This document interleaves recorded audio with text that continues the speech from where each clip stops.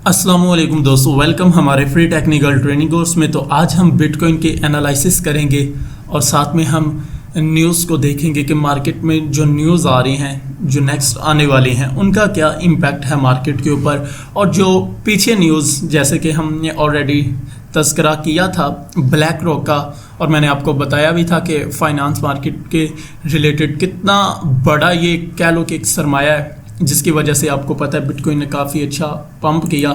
Almost black rock की जो buying थी वो $25,000 के ऊपर थी, $25,000 के ऊपर उन्होंने बाय किया था। और अभी जो करंट प्राइस चल रही है वो $30,747 की है, जबकि ऑलरेडी ये $31,400-500 को टच करके आ चुका है। ठीक है, तो कहने का मतलब है कि मार्केट में हमें ट्रेड करनी चाहिए, लेकिन कौन से पैटर्न को फॉलो करते हुए, कौन कौन सी चीज़ों को देखते हुए। रैंडमली मार्केट में कूदेंगे तो यकीन मानो कि लॉस के अलावा और कुछ नहीं होगा। लेकिन अगर हम मार्केट के सेंटिमेंट को फॉलो करेंगे, इसके लॉजिक को फॉलो करेंगे, इंस्टीट्यूट को फॉलो करेंगे, जब कब वो बाय करते हैं, कैसे, क्यों, कौन सी चीज़ को देखते हुए, मैं बहुत स्ट्रिक्टली आपको कहता हूँ कि आप रिटेल कंसेप्ट से निकलें। जब तक ये मैंने भी ये देखो लेवल्स लगाए हुए हैं, लेकिन इतने ज़्यादा कॉम्प्लिकेटेड नहीं कि ट्रेंड लाइन भी ड्रा कर दूं, हर एक एरिया मार्क कर दूं, उसके ऊपर बड़े बड़े से इंडिकेटर इंप्लीमेंट कर दूं।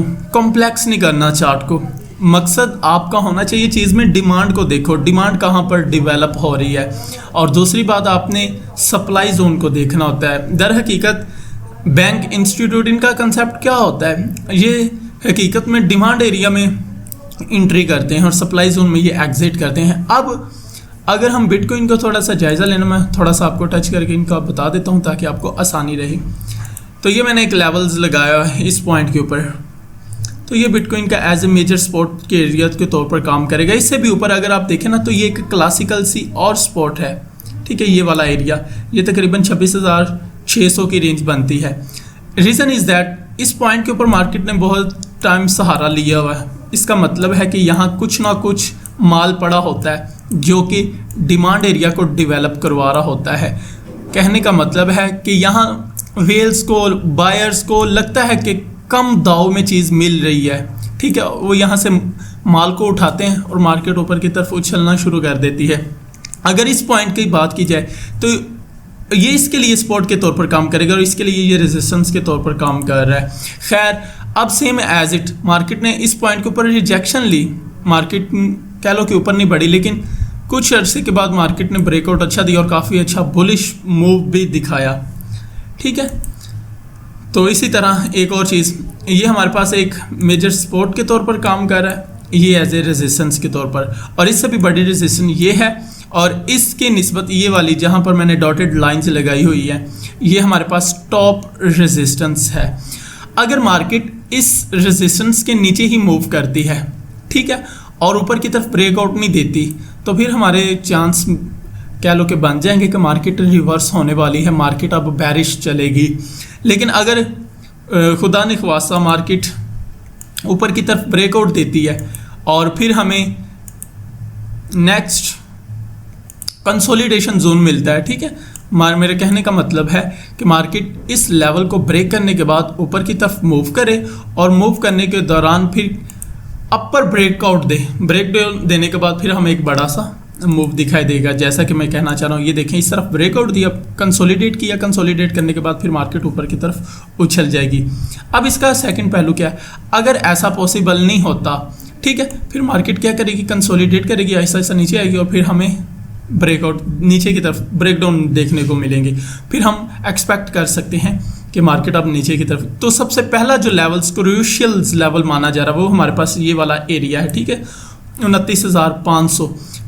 इसे चाहिए फिर, अगर ये वाकई बैरिश रहना चाहती है तो फिर हमें पता चले कि 29,500 के नीचे ये ट्रेड होनी चाहिए, फिर ऊपर की तरफ मूव ना करे और हर कैंडल का क्लोज 29,500 के नीचे देना चाहिए, फिर हम समझेंगे कि ये बैरिश है। अदरवाइज अगर ये इसी पॉइंट के ऊपर ट्रेड करती है तो ये फिर अपने बुलिश मूव की तरफ गामजन हो रही है। ठीक है, तो ये 1 डे का टाइम फ्रेम है। होपफुली आपको ये लेवल समझ आ गए होंगे। तो जब भी मार्केट मूव करेगी, इन लेवल्स को रिस्पेक्ट करते हुए फॉलो करेगी। ठीक है, तो इसके साथ आपने अटैच रहना है। अब ये वाला आपके लिए एक इम्पोर्टेंट जोन है और एक आपके लिए ये वाला इंपॉर्टेंट जोन है। मार्केट देखो इसमें कंसोलिडेट करती है, जिस तरफ ब्रेकआउट देगी मजीद थोड़ा सा बुलिश हम मूव या बेरिश मूव उस डायरेक्शन में देखेंगे। कभी भी आप बगैर सेटअप के मार्केट में ना कूदा करें। जब भी मार्केट में आए कोई ना कोई लॉजिक आपके पास होना चाहिए और मनी मैनेजमेंट डिसिप्लिन होना चाहिए। अगर आप मनी मैनेजमेंट कितनी बड़ी पावर है, अगर आप इस पॉइंट के ऊपर सेल करके बैठे हैं या आपने ये देखा कि ये वाला सपोर्ट एरिया ब्रेक हो चुका है, मार्केट अब नीचे की तरफ आ रही, तो कितना बड़ा आप रिस्क ले रहे हैं सेल की ट्रेड में। जबकि अगर आप देखें तो ये लिक्विडिटी जोन होता है जहाँ से वेल्स माल उठाती हैं, हकीकत में इधर कैपिटल पड़ा होता है अच्छा खासा स्टॉक, उसको उठा के ऊपर की तरफ उछल जाती हैं। मार्केट ने साइड बाय साइड नीचे यानी कि कोई डाउनवर्ड ट्रेंड ही शो करवाया, लेकिन इधर से कैपिटल उठाने के बाद ऊपर की तरफ मूव की। अब अगर आपका रिस्क मैनेजमेंट ना होता, जो मैं बात करने से जा रहा था, अगर आपका डिसिप्लिन ना होता मनी मैनेजमेंट के मैं कितना लॉस करना चाह रहा हूँ, तो आप देख सकते हैं कि आप कितने बड़े लॉस में चल सकते थे। आपने तो सेल की ट्रेड ओपन की, लेकिन कितना बड़ा लॉस हो सकता था।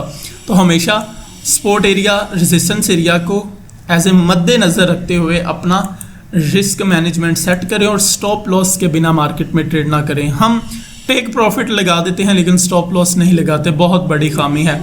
और अगर हम न्यूज़ की बात करें तो अभी फिल वक्त बीच में कोई भी न्यूज़ हमें दिखाई नहीं दे रही जो आने वाली हो यूएस के रिलेटेड, लेकिन 28 तारीख को और 29-30 ये 3 दिन मार्केट में न्यूज़ चलेंगी। फर्स्ट और सेकंड डेट को फिर न्यूज़ नहीं है, थर्ड तारीख को फिर न्यूज़ आ रही है। ठीक है, US Fed chair Powell speak है, यूएस फाइनल जीडीपी और US unemployment claims, US core PPC price index. तो ये हमारे पास मार्केट में न्यूज़ है। लेकिन अभी करंट की जो मार्केट में न्यूज़ आ चुकी हैं वो उनका थोड़ा सा तस्करा करते हैं। तो वो हमारे पास है Binance Abu Dhabi's long bans discuss US crypto bombs. ठीक है, आपको पता है कि अब जो दुबई है वो दुनिया का टॉप जितने भी ट्रेडिंग मार्केट, चाहे वो फॉरेक्स, ज़रूरी नहीं कि क्रिप्टो के रिलेटेड हो, फॉरेक्स हर ट्रेडिंग को वो सपोर्ट कर रहा है। ना कोई उधर कह लो कि कोई जुर्म है, ना कोई क्लेम करता है, ना कोई इशू बनता है। तो इस वजह से उनकी आप इकोनॉमी भी देखेंगे कितनी ज़्यादा स्ट्रॉन्ग होगी। अब सेल्सियस इन्वेस्टर्स क्या करें, वो क्लेम कर रहे हैं क्रिप्टो मार्केट में। ठीक है, वॉश अच्छा ये भी आए